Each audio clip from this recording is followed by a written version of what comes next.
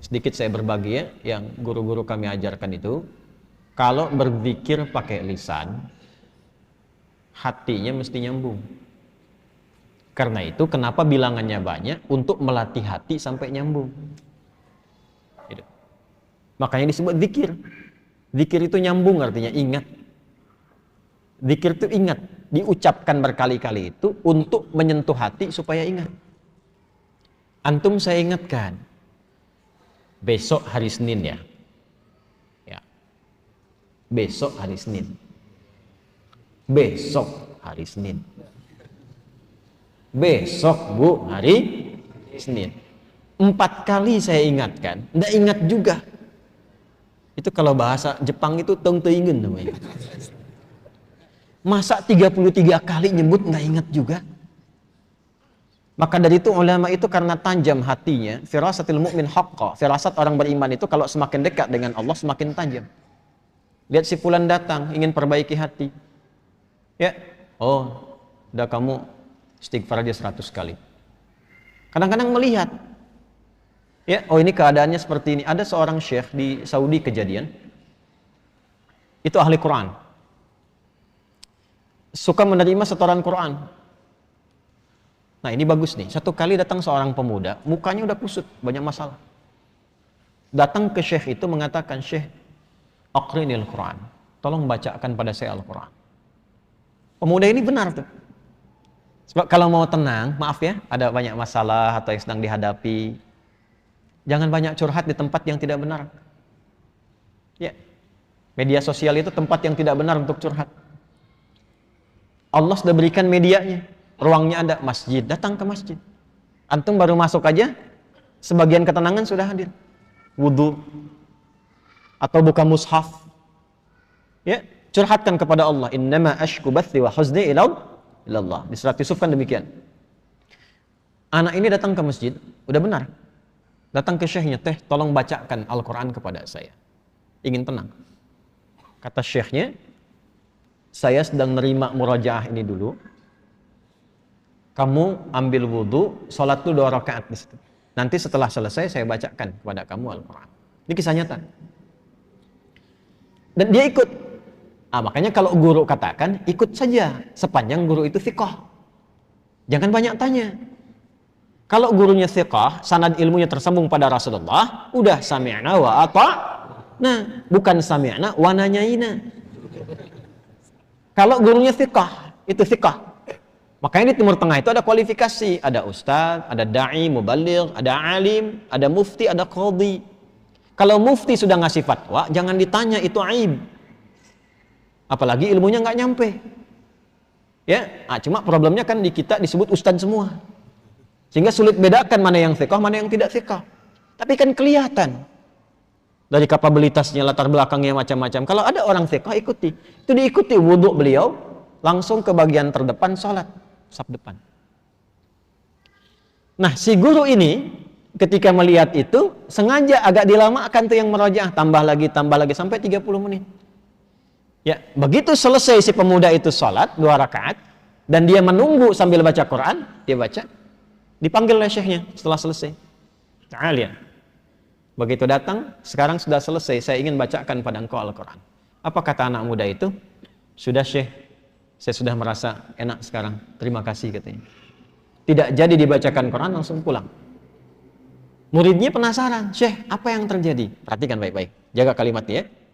Perhatikan baik-baik. Saya melihat ketika dia datang, itu rohnya sedang lapar. Rohnya sedang lapar. Ini bahasa majas maksudnya. Karena saat masuk tadi, mukanya itu kusut. Tapi begitu dia sholat, baca Quran, datang lagi mukanya sudah cerah. Kelihatan. Orang kan kalau punya beban, dengan tak punya beban, dari wajah kelihatan kan? Ya? Jawabannya sederhana. Saya melihat rohnya sedang lapar. Di tubuh manusia itu kan ada 3, ada fisik, ada akal, ada roh. Masing-masing butuh makanan. Fisik, makanan pokok. Ya, habis ini misalnya ada sarapan berjamaah, kalau ada, misal. Nah, itu untuk fisik. Untuk fisik. Ya. Ada yang untuk akal, itu ilmu. Iqra bismi rabbikal ladzi khalaq. Afala yanzuruna ilal ibili kaifa khuliqat atau afala yatadabbarunal Quran. Ngaji, belajar itu untuk akal. Tidak dipakai akalnya, tidak diberi makan, tidak belajar, tumpul. Itu pusing juga.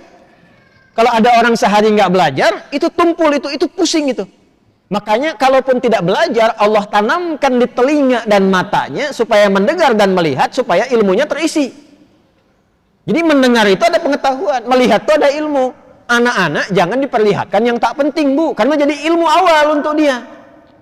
Orang tua bicara kasar, terdengar anak ditiru karena ilmu dari situ. Yang pertama diberi itu pendengaran. Setelah itu tajam penglihatan. Apa yang dilihat, yang didengar, itu yang jadi ilmu. Nah, kita yang sudah balik menyiapkan waktu ngaji seperti ini. Jadi kalau anak-anak tuh mendengar. Saya waktu malam Jumat tuh masih ngisi itu offline. Itu pernah satu kali mengajar, ada anak jalan. Tuh bahagia mereka. Itu dunia anak-anak memang begitu. Jalan, ngobrol, naik ke pintu, bangku didorong-dorong, itu kan? Anak-anak ya, ingat, anak-anak tuh. Itu dunianya nggak apa-apa, nggak apa-apa. Satu kali orang tuanya mungkin melihat, wah ini khawatir mengganggu ke yang lain. Bagus orang tuanya. Dibawa keluar. Begitu mau dibawa keluar, saya bilang tunggu sebentar. Tunggu. Biar aja dulu, karena saya tidak merasa terganggu. Biar dulu. Boleh jadi orang tua yang menyimak pun, maaf, yang ditangkap tidak lebih banyak daripada anak itu yang kelihatan bermain. Saya tanya anaknya, dia mampu mengulang apa yang saya sampaikan. Yang bapaknya belum tentu bisa. Dari situ masuk ya tuh. Ilmu masuk dari situ. Nah, seperti halnya fisik butuh makanan, akal butuh makanan, ini roh pun butuh makanan. Karena roh itu sumbernya dari Allah, hanya Allah yang tahu. Allah yang siapkan menunya. Kalau akal sekarang bebas milih, karena universal, Allah tebarkan umum. Makanya jangankan yang muslim, yang non-muslim pun bisa belajar, bisa pintar juga. Makanan universal. Jangankan yang beriman, yang tak beriman pun makan juga secara fisik. Tapi roh ini nggak bisa dicari. Allah hidangkan langsung, karena sumbernya langsung dari Allah. Quran surah 17 ayat 85. Yas'alunaka 'anil ruh, qulir ruhu min amri rabbi. Roh itu dari Allah. Karena itu menunya langsung Allah berikan. Itulah menu yang terkumpul dalam ibadah. Sholat, baca Quran, itu semua itu kebutuhan roh. Jadi kalau nggak sholat, gelisah rohnya. Cari terus gitu. Meditasi apa macam-macam, cari. Karena nggak dapat bagiannya. Syekh itu mengatakan, itu rohnya sedang lapar. Begitu diberikan makanannya, kembali sehat. Demikian.